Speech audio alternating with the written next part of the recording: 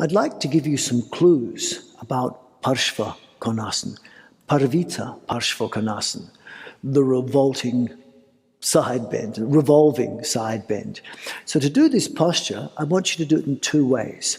In the first way, I'd like you to try, like many people do, start with your right leg forward, left leg back, kneel if it's comfortable, and I'll turn sideways so you can see me from a different angle. Take your right hand and push the right thigh inwards to the left.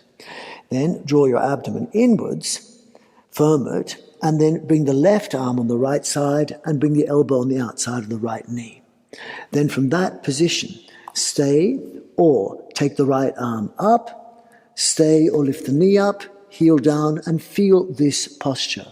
Many people will feel a stretch on the outer left shoulder, outer right hip, and the lower back. It'll also feel like it squashes the inner hip perhaps. Release and come out of the pose. This pose is made much easier if you learn in the beginning to move actively from the core into the pose. So to do this, copy my movements and see if you can feel a little bit different. Take the right foot forward and the left foot back. Then from that position, expand the back of the body, then lengthen upwards, twist to the right, and bring down the arms. Then lengthen the right side of the body, and I'll turn sideways so you can see. So what I want you to do is move from the core. Move the belly button and your arm to the right. Move your pubic bone and knee to the left. Then expand the belly, chest, throat. And stay there. Soften the throat, face and eyes. Lengthen and relax. Fingers, shoulders, neck. And this pose will make you warm, but you haven't even done anything yet. Then if you wish, you can test Parsvakonasana. But what's happening is the more you twist into the pose, the more it releases the muscles that you were stretching before. So now bend from the spine, not the hips, not the head, and bring the shoulder on the outside of the knee. Then from that position, heel down if you wish, and expand the belly, chest, throat. And see if the pose feels a little bit easier and a little bit warmer. And then look down, push in the foot, and stand back up. Moving actively into a pose usually makes the pose safer, more accessible. Let's try the other side. Your body probably feels warm. So see if going on the second side feels easier, or do you feel stiffer again? So go left foot forward, right foot back, kneel if you wish, and I'll turn sideways so you can see. Come in like many people do, using external forces. To try it, what this does is it stimulates stretch reflex. Place left hand on left thigh, push it in, abdomen tight, use momentum to move to the left and drop down with gravity on the right arm on the outside of left knee. Go all the way to the floor if it's comfortable.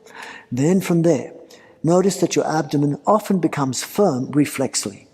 When you breathe, often the breath comes into the chest, which is partly a stressful breath. And stay there or lift up, stay there or arm over the head, and notice how it feels.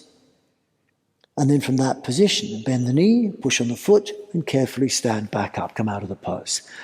This is okay, but often what happens is the sensations of stretch actually stimulate a flight or fight response in the body. What we want is to feel firm but calm. You always want to feel that you can breathe into the abdomen. So rather than locking the core and moving your body with external forces, such as one limb pushing another, momentum and gravity, use the forces inherent in the joints themselves. Move your joints from the core. Don't lock the core, and a different result will come. So this time, start with your left leg forward, round the back out, lead from your core, and slide the right leg back. Lengthen the back of the body, then expand and lengthen the trunk. Expand the belly button and twist your navel to the left, and I'll turn sideways so you can see. Then go down on the left side. Then lengthen the left side of the body. So you're going belly button, arm, twist to left. Pubic bone, left knee, push to right. Then drop the left hip, lengthen the left side. Keep the back lengthened, expand the belly, chest, throat. Stay there. Allow a few moments for the nerves to release the muscles. So because the right arm is twisting to the left, the inner armpit firms, releases outer armpit. Because your knee is pushing inwards, inner thigh firms, releases outer hip. Because the muscles of twisting the spine are saying twist to left, the muscles that twist you to right release. The action of the muscles is to make firm. But this firmness that comes when belly button twists to left, pubic bone twists to right, gives a firmness which allows you to breathe into it.